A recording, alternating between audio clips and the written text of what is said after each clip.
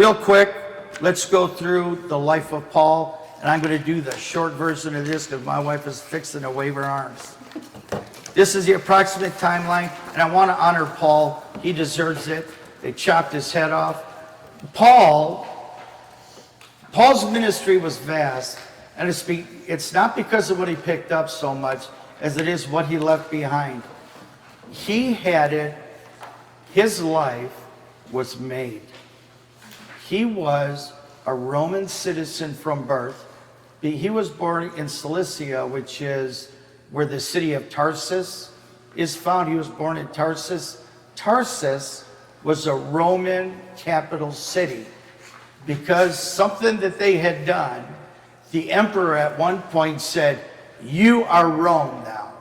So anyone born in Tarsus was a Roman citizen. There is no common denominator that is greater than that. What that means, if you're a Roman citizen, if you're accused of anything,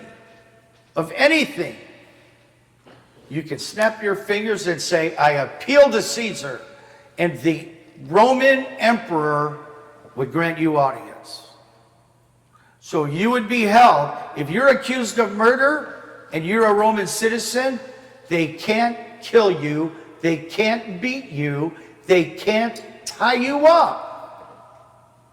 They can't cause you any pain, even if you're guilty, until Caesar hears your trial himself.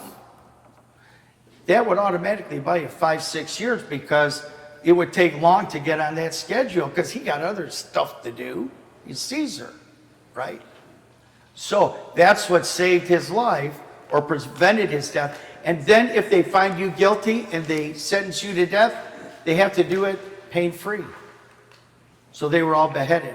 The Christians that were killed that weren't Roman citizens, they ran a stake through them and set them on fire, or they fed them to lions, let the lions tear them apart at the circus while everyone is watching. Paul, when it came to the Jews, was a Pharisee of the Pharisees, the #1 Jewish teacher in the world during the life of Christ. And Jesus endorsed the guy, was a guy named Gamaliel. That was Paul's personal tutor. He's a Roman citizen, born to Jewish parents, taught by Gamaliel the law. So the Jews thought he was the cream of the crop. He literally, the Sanhedrin, gave him power of life and death at his discretion. It was like James Bond, 007. He could have anyone accused and killed. Paul, that's the authority he had spiritually and legally. He's a Roman citizen. Snap of a finger, he can talk to Caesar, face to face. The Roman guard who paid for his Roman citizenship was afraid that he hit him. A Roman guard was afraid of him because of his power that he held, and he walked away from all of it for Christ. He's born 2 AD. Jesus is 2 years old, physically born of Paul. Paul was born in the city of Tarsus to an Israelite family of the tribe of Benjamin, according to Philippians 3:5, circumcised on the 8th day in compliance with the law of God, Genesis 17, Leviticus 12, and Philippians 3:5. When he was 10 years old, from 12 AD to about 15 AD, religious training in Jerusalem. Saul's family sent him to Jerusalem to be taught in the Pharisaic rabbinical school. The school is led by a well-respected Rabbi Gamaliel, according to Acts 5:34, who personally teaches the future apostle. 32, at the martyrdom of Stephen. Stephen stoned to death for his testimony about the Lord. For the horrible infraction, Stephen was a deacon. His job was to feed widows. So for that, and preaching the Lord Jesus Christ, they threw rocks at him until he was dead. And Paul was one of the people there that was holding the coats of the guys that were throwing the stones.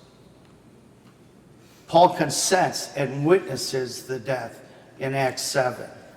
1 year later, 33 AD, Paul gets saved on the road to Damascus. He's going to Damascus to find and imprison people that were believing and preaching Jesus.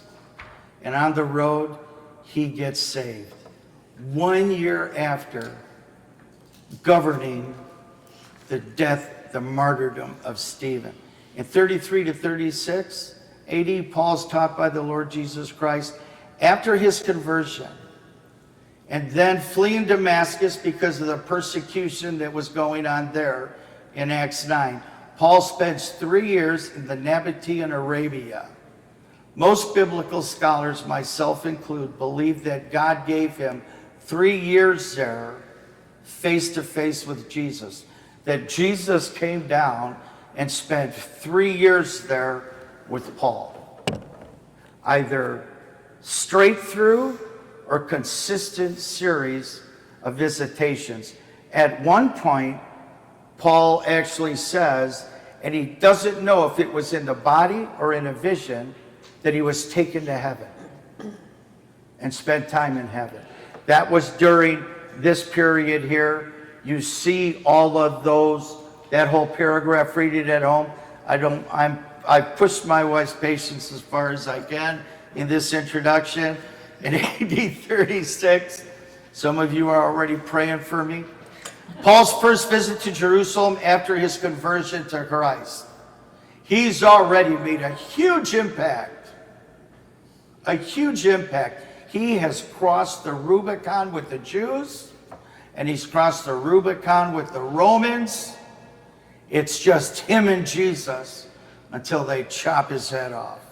And Paul went all in. His first visit to Jerusalem after his conversion to Christ. After 3 years in Arabia, Paul journeys back to Damascus, Galatians 1:17, then travels to Jerusalem, stays almost 2 weeks. Paul's preaching angers some Jews to the point where they plot to take his life. How does that happen? That they're going to nail Paul, plot to take his life. What are the other 10, 11 disciples doing? They were all there. Like, were they fitting in? I think Paul was a real shot in the arm. You know, they were kind of mixing, like that one altercation where Peter is eating kosher food when he's around the Jews and talking circumcision, and when they're not around, ignored it, and Paul called him to task. I think Paul went all in. Paul went all in.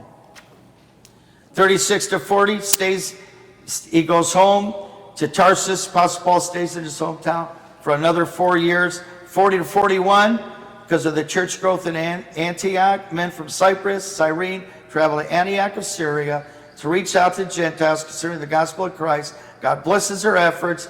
A huge amount of people get saved, become followers of Christ. Barnabas travels to Tarsus to seek Paul's help with teaching newly converted Syrian Antioch Gentiles. They journey from Tarsus back to Antioch and stay in the city for an entire year. Again, 42, a famine is prophesied. God in Antioch reveals through the prophet Agabus that a 3-year famine is going to occur in Acts 11, 27 and 28. In 44 AD, famine and relief goes to Jerusalem. Paul and Barnabas escort food and relief supplies to Jerusalem, after which they return to Antioch according to Acts 12:25. From 44 to 46 AD, Apostle Paul's first missionary journey begins. Paul and Barnabas, ordained by the church as the two, are set apart for the work the Lord has set them to accomplish. In Acts 13, from Syria, Antioch, Paul, Barnabas, John Mark start their first missionary journey. Mark and Paul are still together here. In Acts 13, they traveled to Salamis on the island of Cyprus. After preaching the gospel, they talked to Paphos on the other side of the island. They walked to Paphos on the other side of the island. In Paphos, the evangelistic team meets with the island's governor and his friend Elymas. So they're kicking up some dust. And the governor's friend was like a sorcerer and named Elymas. Paul, after Elymas tries to prevent the governor from receiving and accepting the gospel messages, renders the sorcerer blind through a miracle in the middle of Acts 13. John Mark returns to Jerusalem. Paul, Barnabas, and Mark sail to Perga. After docking, John Mark leaves and returns to Jerusalem. The two evangelists leave Perga and then go to Pisidian Antioch. So Mark goes back to Jerusalem, and Paul and Barnabas go on to Pisidian Antioch. In Antioch, Paul and Barnabas are rejected. They attend a synagogue where the apostles powerfully preaches the gospel.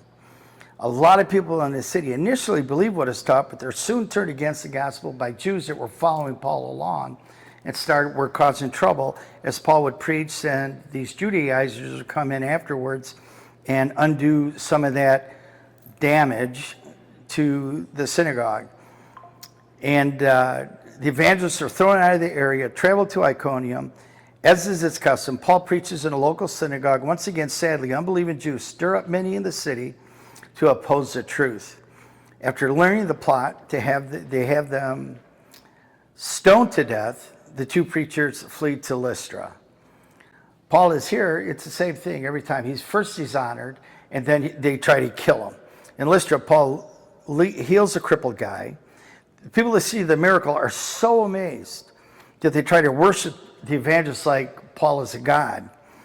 Paul stops them, but soon after, the new Jews from other areas are following him around in the city to cause trouble for the two. The crowds are stirred up against Paul and attempt to stone him to death. After the stoning, his dead body is dragged out of Lystra, his dead body, and he miraculously regains consciousness, re-enters the city. The next day, he and Barnabas travel to Derbe. Paul and Barnabas preach the gospel in Derbe, retrace the steps back through Lystra, Iconium, Antioch. They ultimately arrive at Syrian Antioch in Acts 14. It's after this point in the life that Paul will go to Corinth, that he would write Romans in this letter in 57 AD. He's believed to have been beheaded during the reign of Nero, Claudius, Caesar, Augustus, Germanicus' reign, which spanned from 54 to 68 AD. So at this point in his ministry, Paul is on a boat in handcuffs. He's going to be taken because he appealed to Caesar, and that's where we start today's lesson. Boom. Done.